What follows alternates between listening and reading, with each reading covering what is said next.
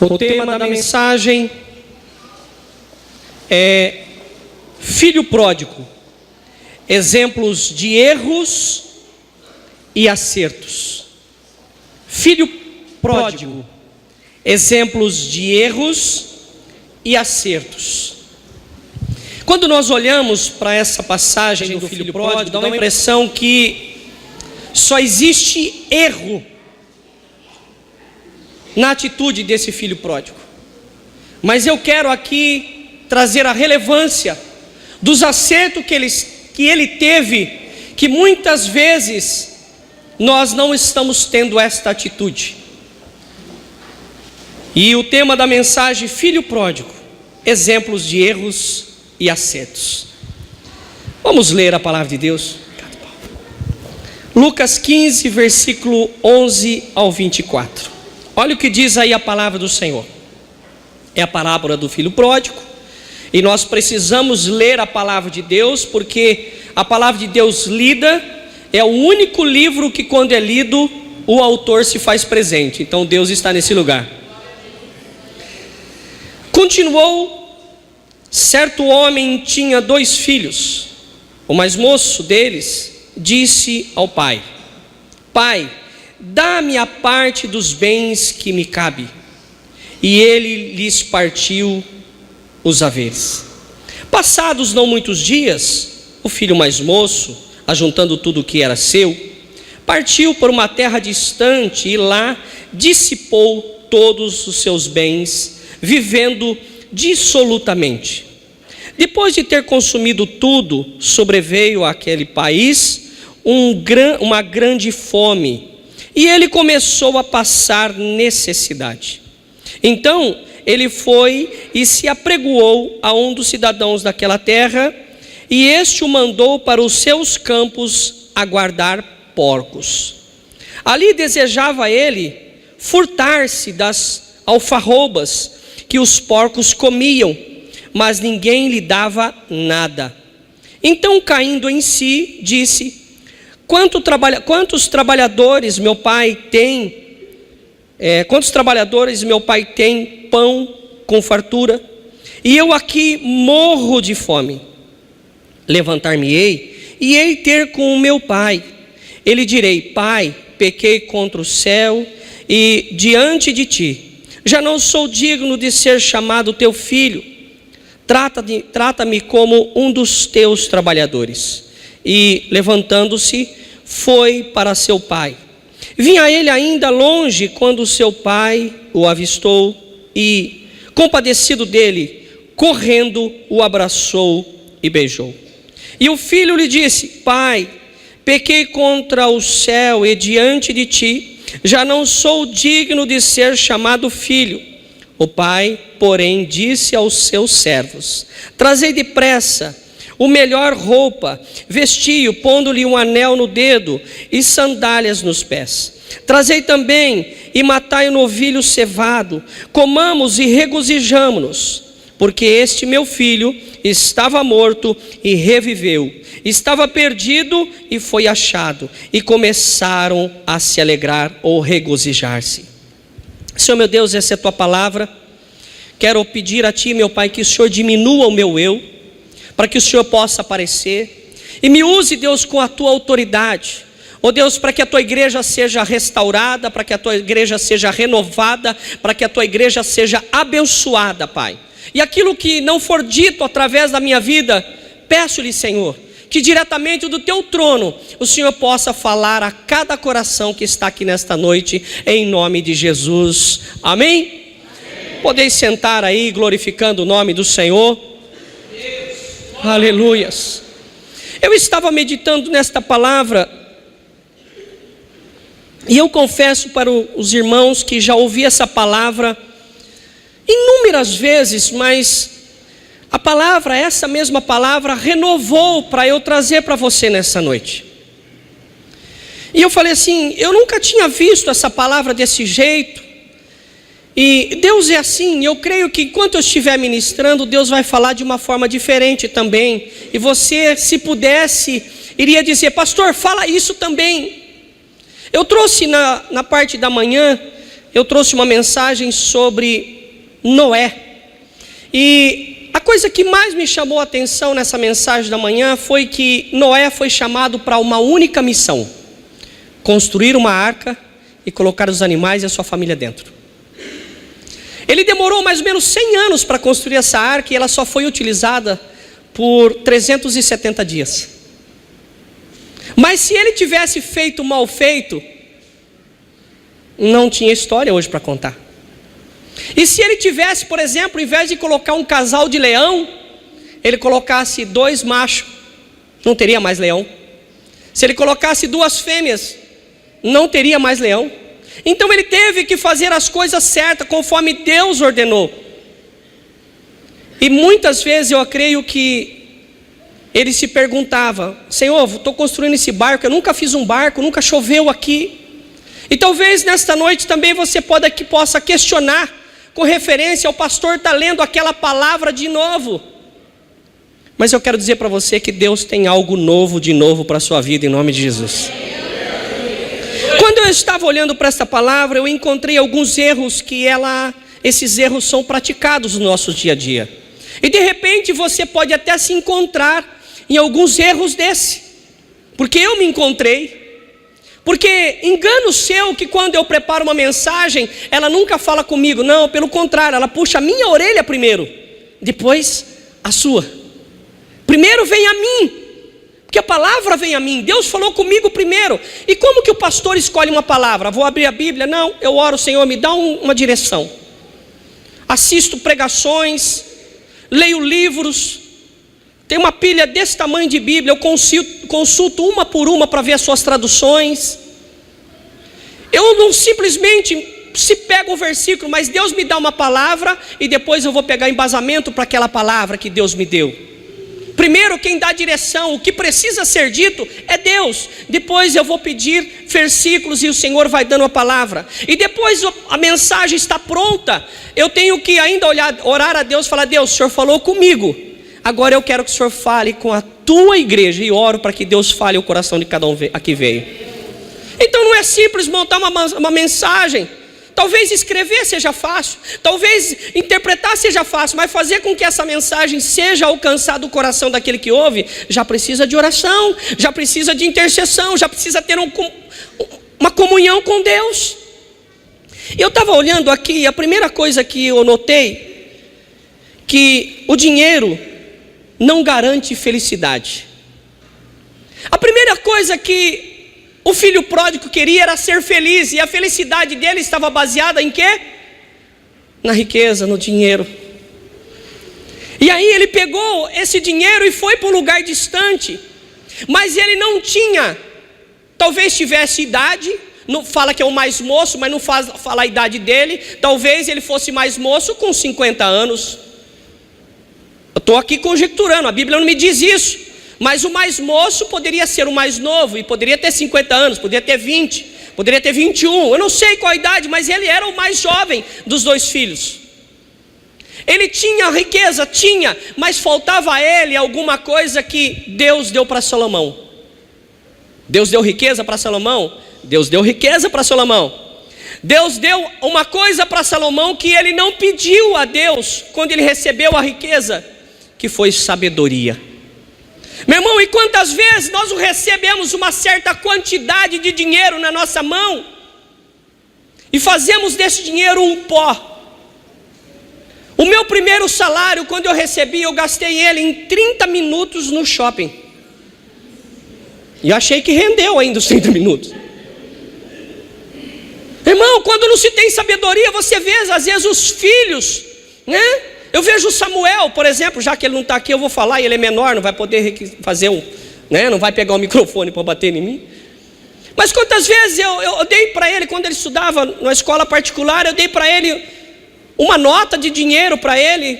Falei: está aqui, olha, R$5, R$10, não lembro, dei um montão para ele, eu já sou mão aberta, já dei logo de 5.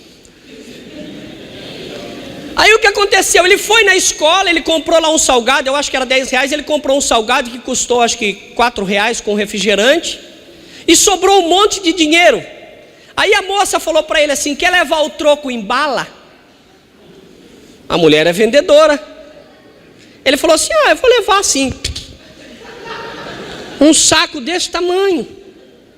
Então o que a gente aprende com isso? Que faltou a ele sabedoria. Ele poderia ter guardado esse dinheiro para usar em um outro dia. E o que ele fez? Gastou tudo num dia só. A gente tem que tomar cuidado, porque Deus vai nos dar as bênçãos, mas não é para um dia só. Lembra de José? Era época de seca, ele tinha que se programar para essa seca.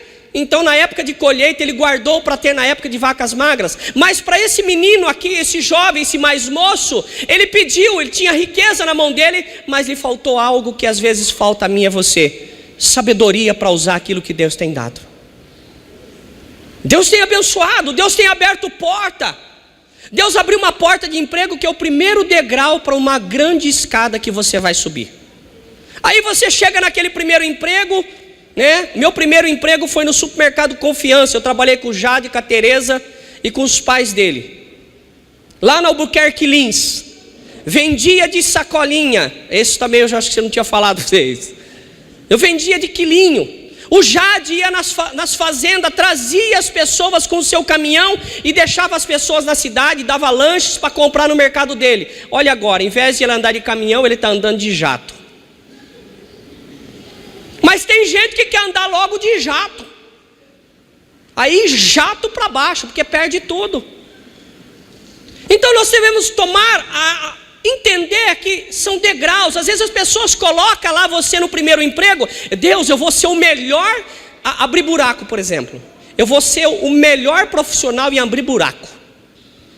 Vou arrumar um esquema, o buraco é de 10 polegadas, eu vou ser o melhor em abrir buraco de 10 polegadas. E aí, em vez de abrir buraco, que droga, abrir esse buraco, eu não quis abrir esse negócio. Mas você reclama, é o primeiro degrau. Faz bem feito, ele vai ver você fazendo buraco. Nossa, que maestro que é fazer buraco. Estou precisando de um chefe para os abridores de buraco. Ei, já se tornou chefe dos abridores de buraco? Você vai ensinar os outros que abrem buraco como você. Você vai ser chefe deles. Aí o patrão vê lá você chutando torrão de terra, fala assim: esse cara é muito nervoso, vamos dispensar ele. Tá vendo? Deus é mal comigo. Mal, né? Percebe? O menino, ele tinha tudo na mão, mas não tinha sabedoria. Salomão pediu a Deus sabedoria e Deus acrescentou a riqueza. Será que a gente não está pedindo riqueza e está se esquecendo da sabedoria? Vivemos num momento de dificuldade, e foi no momento de crise, na Bíblia toda, em momento de crise, que Deus fez mais milagres. Deus não fez nenhum milagre em momentos fora de crise. O povo estava lá passando fome e necessidade, e Deus multiplicou. 5 pães e 2 peixes, alimentou multidões. Era momento de crise. Deus fez com que multidão fosse alimentado com um pouquinho. Ei, você tem um pouquinho? Então já tem o que Deus precisa multiplicar para que você venha a ter um montante. Deus tem. É que às vezes nós não valorizamos. Nós tratamos o nosso salário muitas vezes como cebola. Eu abro a minha carteira, parece uma plantação de cebola, eu começo a chorar.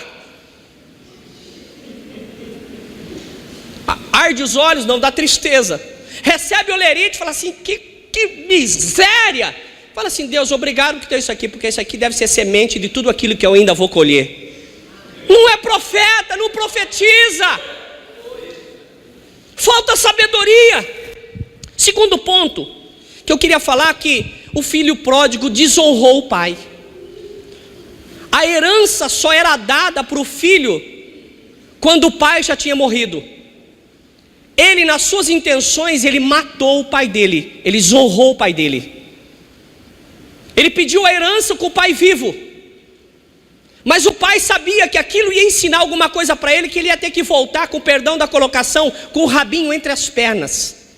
E muitas vezes acontece isso com você. Nós achamos que nós somos autossuficientes, mas depois tem que voltar lá com o rabinho entre as pernas para fazer o conserto de novo. Quantas vezes não acontece isso na casa, na família? Quantas vezes não acontece isso? Toma uma decisão, depois tem que voltar atrás e encher a boca e falar assim. Enche a boca e baixa a cabeça e fala assim: eu errei. Ele desonrou o pai dele. Não tinha como a vida desse filho pródigo dar certo desonrando o seu pai. desonrando a autoridade que estava sobre ele. Eu não vejo condições nenhuma de ter uma prosperidade se ele estava desonrando o pai. Ei filho, ei jovem, você que tem pai e mãe, honra o seu pai, não envergonhe ele não. Não mata o seu pai antes da hora pedindo a herança. Tem muitos filhos que chegam para o pai, vão fazer a divisão dos bens, o inventário, antes que ele morra, pelo menos já assina e já divide tudo. Eu não sei se isso prospera. Eu não sei. Cabe a cada um analisar as suas situações, porque cada um sabe onde o calo aperta. Mas tem muita gente desonrando o pai, como o filho pródigo desonrou o pai. O 5º mandamento diz: honrai pai e mãe. Ele não honrou pai. E com certeza deu com os burros na água, se é que eu posso dizer assim, porque não tinha honra ao pai e à mãe. Outra coisa que eu observei, a prioridade desse filho pródigo, quando ele estava com dinheiro na mão, não era chegar para o pai e para a mãe e falar assim: pai, mãe, olha, meu primeiro pagamento. O que eu faço, pai? O que eu faço, mãe, com esse dinheiro que eu estou recebendo? A mãe e o pai vai falar assim: ó, a primeira conta está aqui, a primeira coisa está aqui, a conta de água e luz, dá um jeito nisso aqui. Você toma banho e você acende a luz. Mas caminha, vai, já começa por aí, porque lá na frente você vai ter responsabilidade. Muitos filhos não querem ter responsabilidade cedo, já pega o pagamento e já vai direto para o shopping e já chega para o pai e para a mãe e fala assim: olha que eu comprei, quanto você pagou? R$500. Quanto você recebeu? 499, fiquei devendo um centavo. Já acabou com tudo. Era mais ou menos assim. O filho pródigo não estava preocupado, ele estava com uma herança na mão, como ele imaginava que essa herança nunca ia acabar, como às vezes a gente imagina que o mês não termina no dia 30 ou 31 ou 29 no caso, ou 28. Chega no primeiro dia, vai no supermercado, vai, põe a mão na gôndola de chocolate, vai assim, o carrinho perto, aí chega no final do mês, só tem chocolate, aí você está aqui de chocolate, é diabetes, já vai no mercado, compra o que é necessário. Ele não estava preocupado, ele estava preocupado com a luxúria. Copinho com rodelinha de laranja, com canudinho com sombrinha. Estava só na boa, colocando o pé em cima da cadeirinha, falando: waiter, até em inglês ele estava chamando o garçom. Waiter, come here please. Manda mais uma e manda cheia. Essa sombrinha veio pequena, coloca uma rodela de laranja maior. Coloca uma cereja mais robusta, eu estou pagando. Às vezes nós temos essa atitude. Tudo tem um preço. Meu irmão, sapato furou, coloca um papelão, vai molhar, mas pelo menos raspa o pé no asfalto. Não vai fazer loucura. Vigia, toma cuidado. Eu tenho 2 pés, tem 4 pares de sapato. Vai dar para usar um monte de tempo, gente. Eu e meu primo, a gente trocava o pé. Ele tem um tênis vermelho da All Star. Ele tinha um tênis cano alto vermelho, eu tinha um verde. Em vez em quando ele falava assim: o pé esquerdo meu está apertado. Ele falou: e o meu esquerdo está largo, vamos trocar? Eu ficava com o vermelho e um verde. Era moda, gente.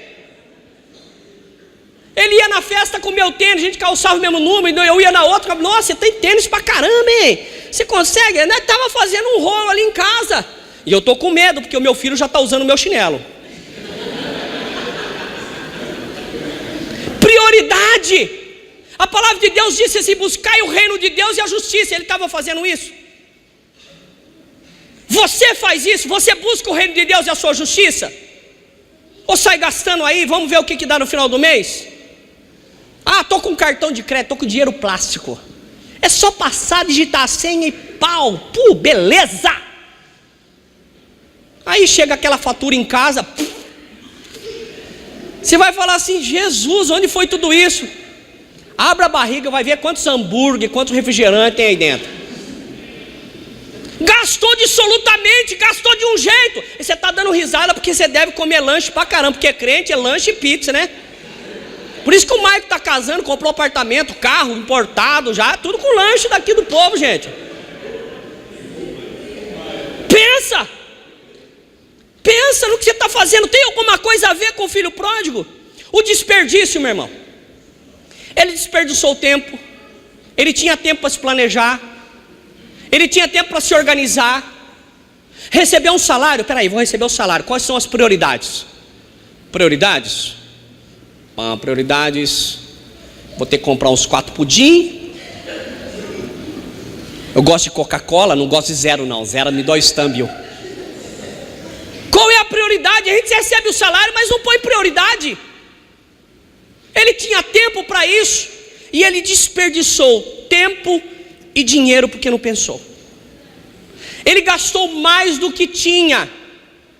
E por um acaso aqui na igreja não, mas na Indonésia tem um monte de gente que gasta mais do que ganha. Você acredita nisso, gente? Ou o povinho desorganizado que tem na Indonésia. Você ia ficar com coceira só de ver chegar o final do mês e gastou mais do que tinha. Chega a fatura, você vai falar assim, eu vou pagar o mínimo. Nunca mais você paga inteira. Vai lá e parcela. Quebra esse cartão de crédito porque você tem um risco muito grande de ir à falência. Eu passei por um perrengue desse, gente. Olha, trabalhei em banco e pegou. Eu olhava para aquele cartão e fazia assim para ele, sai daqui. Mas é bom ter o cartão? Mas tem o de visita, Clique Luz, tem um na minha carteira. Eu estou precisando de luz, alguma coisa, eu ligo para ele. Não pedi empréstimo ainda, mas já está na linha, já estou avisando, né? Irmão, nós temos que tomar cuidado com o que a gente faz. Gastar mais do que ganha não é bom. E o que ele fez? Gastou mais do que ele tinha. Aí, ele não esperava que naquela época ia haver uma seca, ia haver um problema. Porque a gente nunca sabe o que vai vir, porque a gente não é empreendedor. A gente não pensa no amanhã muitas vezes. A gente passa no supermercado, olha para a carteira, tem 15 pila, vê o frango assado, ele está assim para você. Eu vou comprar um frango assado. Passa na gôndola de refrigerante, naquele refrigerador, tem uma Coca-Cola fazendo assim para você. Eu não sei nem fazer coraçãozinho. Aí você vai, esse final de semana, segunda-feira você precisa de um passe de ônibus, bate a mão no bolso, vai ter que ralar o sapato até no emprego. Aí você tem vontade de devolver o frango, mas não dá mais. Pensa, ele fez algo, ele não pensou na provisão, ele não pensou na dificuldade, ele não pensou que a riqueza dele, mas chegou uma época naquela terra que ele tinha desemprego, tinha fechado empresas, eles passavam no calçadão lá desse país, da Indonésia, quadra 1 quase tudo fechado, quadra 2 tinha assim, um olho piscando, 2 fechados, 1 aberto. A crise chega, a situação chega, e aí o que ele ia fazer? Acabou o dinheiro, estava desemprego, situação difícil. Se ele tivesse conhecimento da palavra, como eu e você temos acesso, ele tinha lido a palavra e Deus tinha falado com ele assim: faça igual a formiga, trabalha no verão, para que no inverno você tenha o que comer. A formiga nos ensina, em época de fartura a gente trabalha e guarda, para que no momento de crise a gente tenha o que comer, tenha o que gastar. Meu irmão, tinha terreno que estava valendo 200 pila, 200 mil reais. Tem terreno sendo vendido por menos da metade do preço, e o povo não tem dinheiro. Se tivesse guardado dinheiro, ia comprar terreno com bom preço. Chega na loja, mostra a nota, aquela garopa. Tá difícil achar aquela nota de 100 agora, parece que tá extinção também esse peixe aí. Mas chega na nota, sabe, eu quando eu trabalhava no banco, eu pegava, ia falar assim, quanto custa isso aí? 120. Puxa vida, só tenho 100. O cara tirava a nota e mostrava para ele assim, pô, só tenho 100. Quadro, eu trouxe uns quadros da praia, lindo, maravilhoso, enroladinho assim, pintado em tela. O cara chegava para mim, uma rede, o cara chegou a vender uma rede para mim, quanto você quer, Nessa? 30 conto. Falei, rapaz, que pena, hein? Ele falou, que pena por quê? Falei, não, é que eu só tenho 5 reais.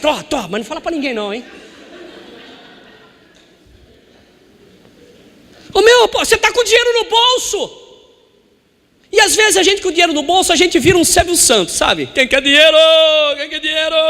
Quanto custa? 20. Ah, se fosse 25 eu pagava. Tá aqui, pá. Sobrou R$2. Fica com o troco. Ah, aqui comigo é assim. Aí chega no final do mês, tá igual eu, comendo bife de casquinha. Aquele que bate. Por mim eu gosto de bife de casquinha, mas tem gente que tem horror a bife de casquinha. Ouviu aquele cheiro de gordura? Hoje eu não almoço. Não pensou o momento de crise. O filho pródigo teve isso. E naquela época teve uma falta. Ele teve uma falta de preparo para o mercado. Até tinha emprego. Tinha uma empresa na época do filho pródigo que trabalhava com TI, tecnologia de informação. Tinha um pessoal lá que estava se formando em tecnologia de informação.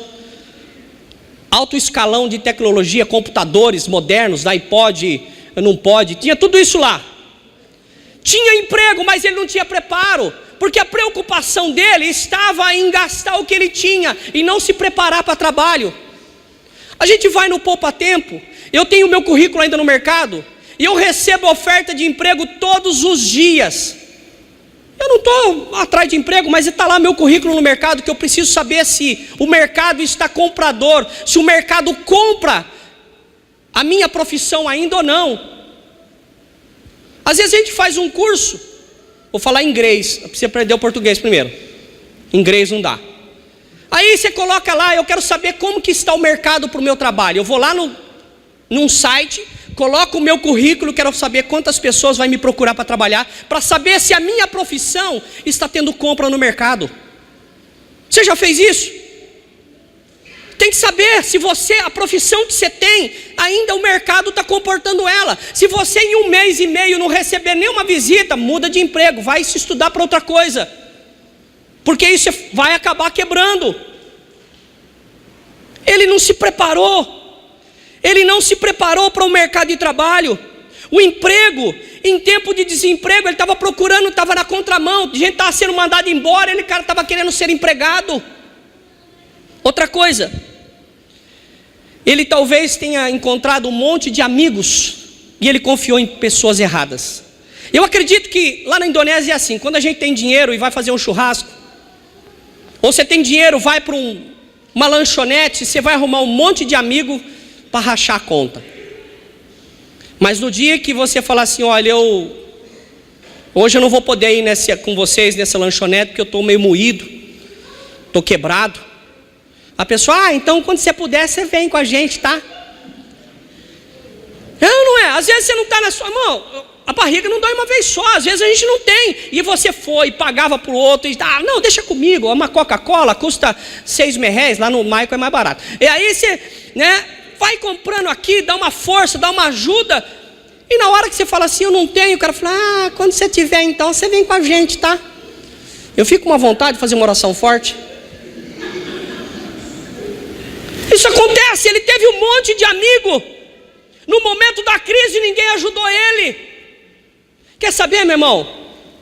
Enquanto você está feliz, dando risada, tudo está certo, mas fica doente para você, para ver se alguém te visita. Fica doente. Fala que você pegou uma gripe forte, que você não vai na igreja, vê se alguém, avisa, porque ninguém tem bola de cristal que você está doente ou não, mas fala assim, hoje eu não vou na igreja, fala até fanho, hoje eu não vou na igreja porque eu estou com de bando, estou com o nariz do milho.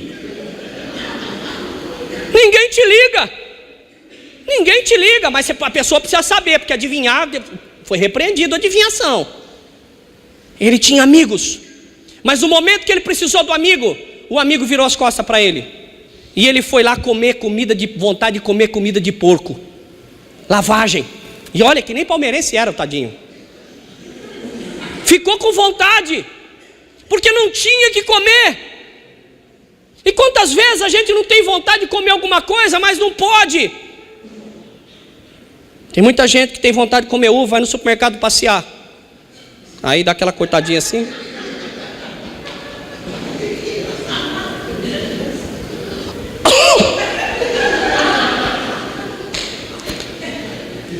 você nunca viu isso? Ou você mesmo já umas uvinhas. Pense, isso é roubo. E olha que é pequenininho o roubo, mas não deixa de ser. Pensa. Outra coisa que eu queria falar que são os pontos legais, os pontos bons do filho pródigo. A primeira coisa que aconteceu, ele foi um homem humilde. Primeira coisa que aconteceu com eles e que precisa acontecer no nossos dia a dia é reconhecer que está errado. Ele reconheceu que ele tinha cometido um erro, mas tem muito vice-deus que às vezes não reconhece que está errado. Deus errou! Oh Deus, errou Deus! Eu errei, permitiu você nascer, devia ter permitido um outro esperma que foi lá. Isso é uma vergonha. A gente às vezes tem o problema de ter humildade, de reconhecer que errou. Faz igual Adão. Eu comi fruta? Foi essa aí, ó. Lá no começo falou assim, esse é osso dos meus ossos. Aí depois foi essa aí que o Senhor me deu, essa baranga.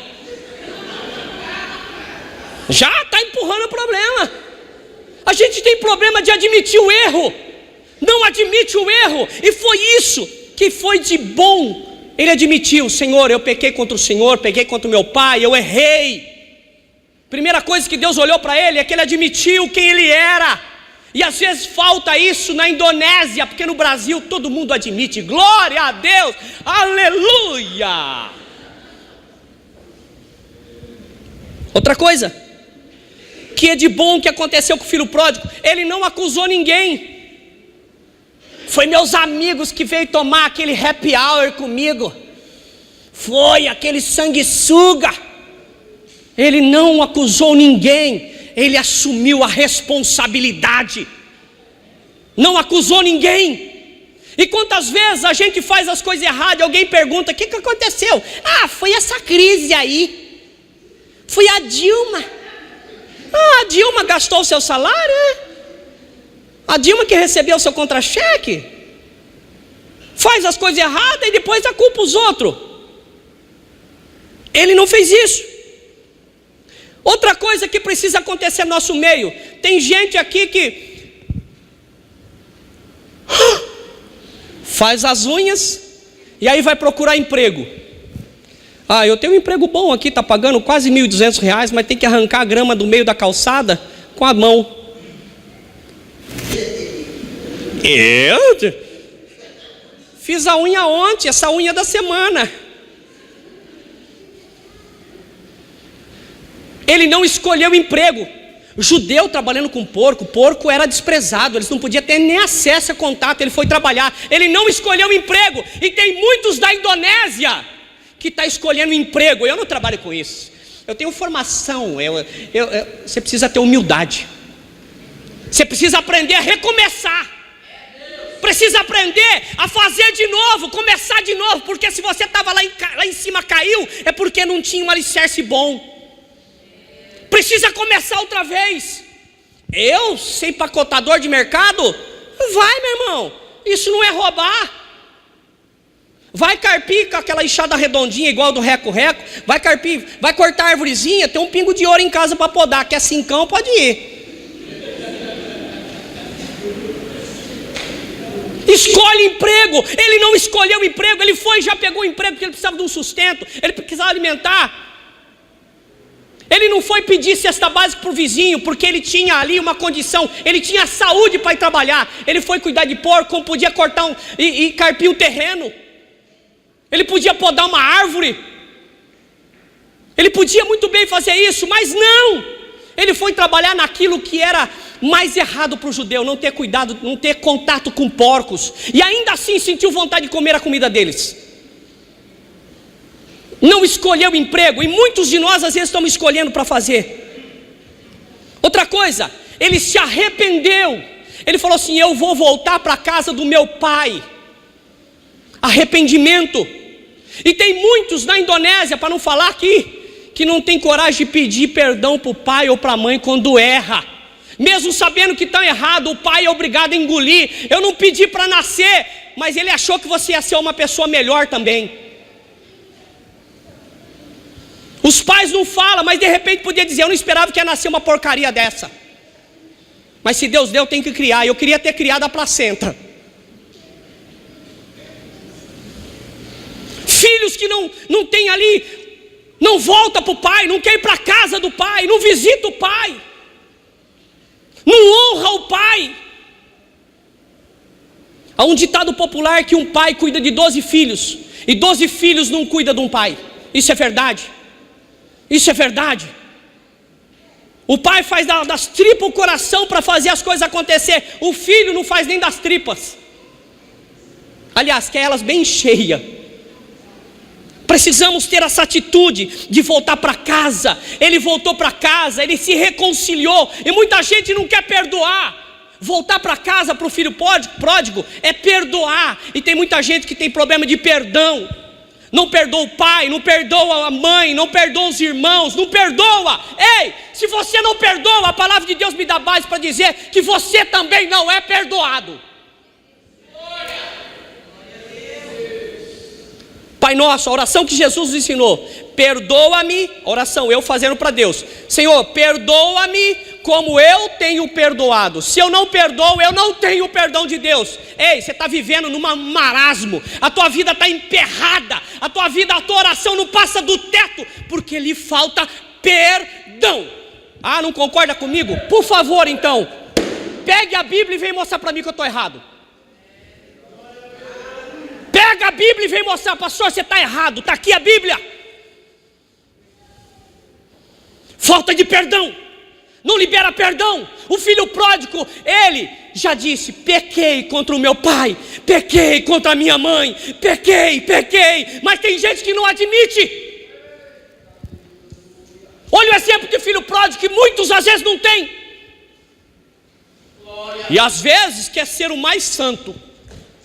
Oh, labassúria, não chega perto que você vai ser torrado. Muita santidade. Ai, que vontade. Os frutos, meu irmão, já nasce bichado. Os frutos é ruim, amargo, e não é jiló. Você está vendo que o fruto da pessoa não vai, mas ela está ali cheia de si. Perdão. Outra coisa que nós precisamos ter é confiança. O filho pródigo sabia que se ele voltasse para o pai ia receber. Você também sabe, se você voltar para Deus, Deus também vai te receber. Mas muitas vezes o pecado é mais saboroso. O pecado é uma delícia. O pecado é bom sim, mas nos afasta de Deus e nos traz morte espiritual. E a morte espiritual é que alimenta o diabo. E tem vidas que o diabo está até gordo, não está conseguindo nem andar direito, só está ali que nem parecendo um pinguizinho, tanto come pecado da pessoa. Ei, você sabe quem você é, você sabe os caminhos que você anda, você sabe o que você fala, você sabe o que você pensa. Ele tinha confiança que se voltasse para o pai, tudo ia ser consertado. E por acaso estamos ainda cometendo erros parecidos com o filho pródigo? O que essa história, essa mensagem do filho pródigo tem a ver com a sua vida?